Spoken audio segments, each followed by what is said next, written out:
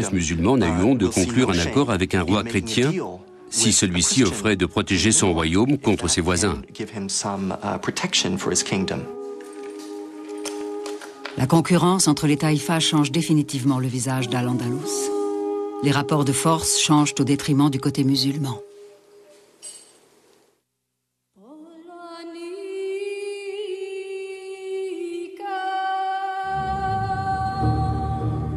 Vers 1060, les alliances entre musulmans et chrétiens accordent aux petites taïfas musulmanes un répit temporaire face aux agressions de leurs voisins puissants. Mais elles poussent aussi les chrétiens et les musulmans à exiger une purification de leur religion et de leur territoire.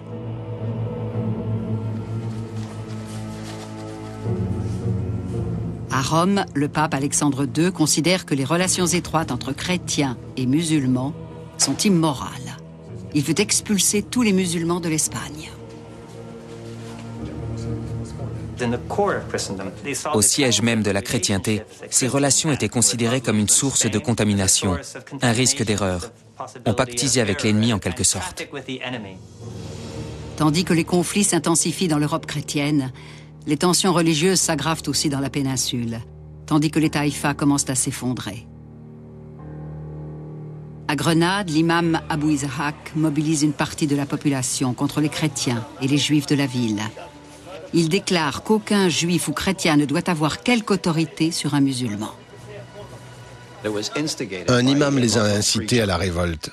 Il était aussi poète et avait écrit un poème cinglant qui attaquait le roi Badis, car l'un de ses vizirs était juif.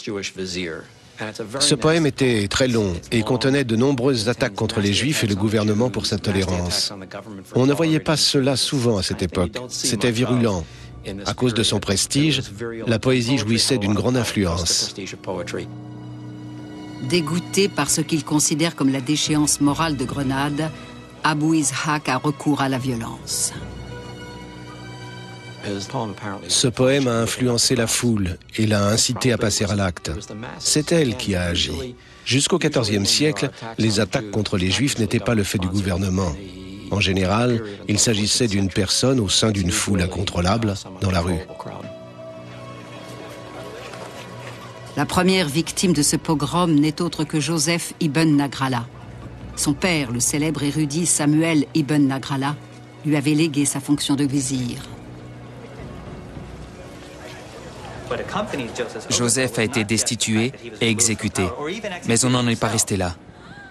Il y a eu également un horrible massacre. 3 à 4 000 Juifs de Grenade ont été assassinés par la population locale.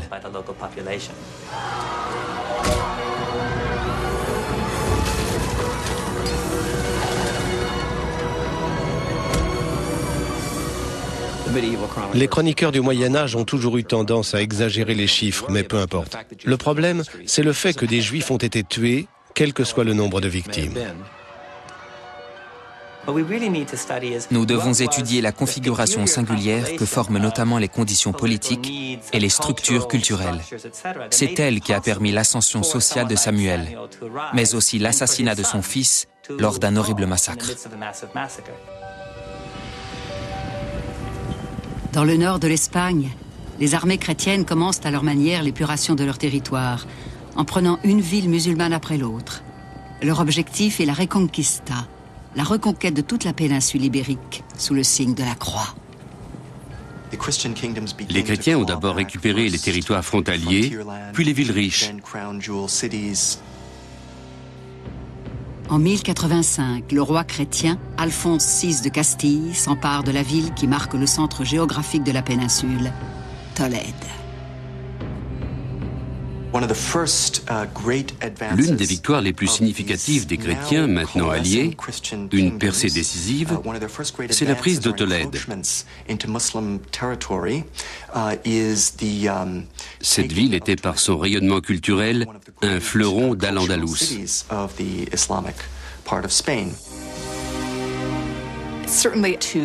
Le roi Alphonse VI tenait tout particulièrement à reprendre Tolède, car elle avait été la capitale des Wisigoths.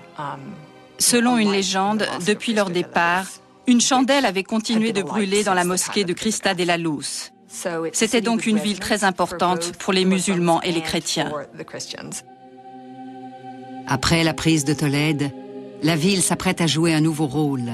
Elle va transmettre les richesses de la civilisation musulmane à la civilisation chrétienne.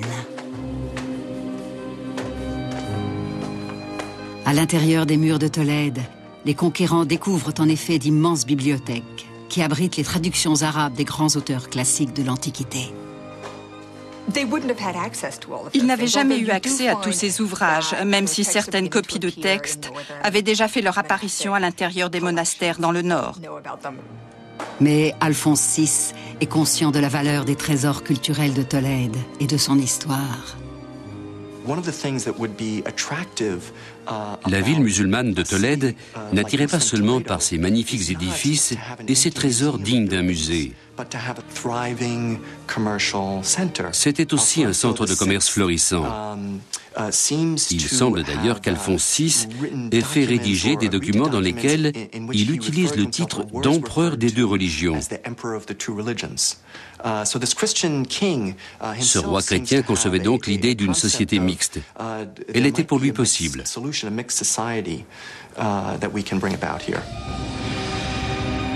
Menacé par l'avance des forces chrétiennes, le prince musulman de Séville demande aux armées d'Afrique du Nord de lui venir en aide.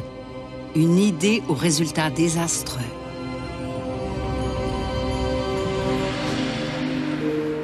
La cour de Séville a épousé le mode de vie d'Al-Andalus. Somptueuse et prodigue, elle n'imagine pas à quel point son mode de vie va scandaliser les Nord-Africains.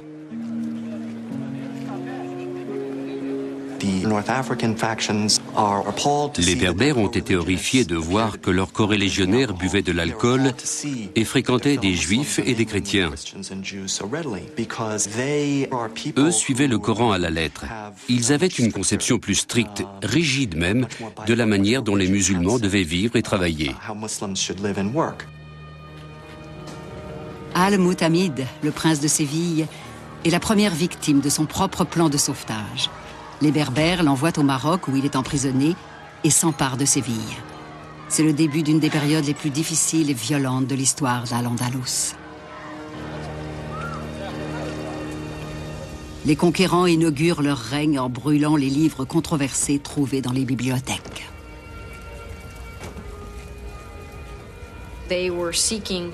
Ils voulaient purifier la religion et supprimer tout ce qui, selon eux, n'était pas fondé sur le Coran et était contraire à la pratique de leur foi.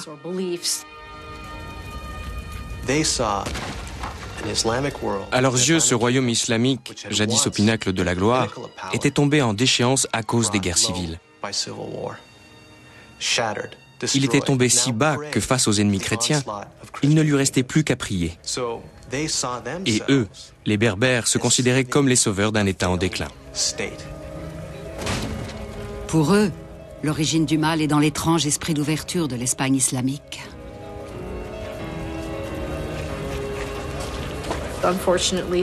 Malheureusement, du fait de la destruction de ces bibliothèques, tout ce que nous savons de nombreux livres se résume à ce que des listes dressées par d'autres veulent bien nous en dire. C'est triste de savoir que sur 100 ou 200 ouvrages d'un auteur, il n'en reste que 2 ou 3.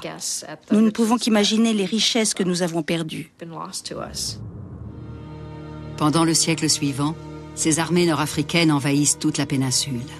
Dans un premier temps, ce sont les Almoravides, puis les Almohades, un mouvement plus récent et plus orthodoxe. Les Almohades veulent fondre toutes les taïfas en un État exclusivement musulman. Ils conjuguaient 2 objectifs, un devoir moral et une volonté politique de conquête. Une fois cet objectif atteint, ils transformeraient la société pour qu'elle soit moralement plus conforme.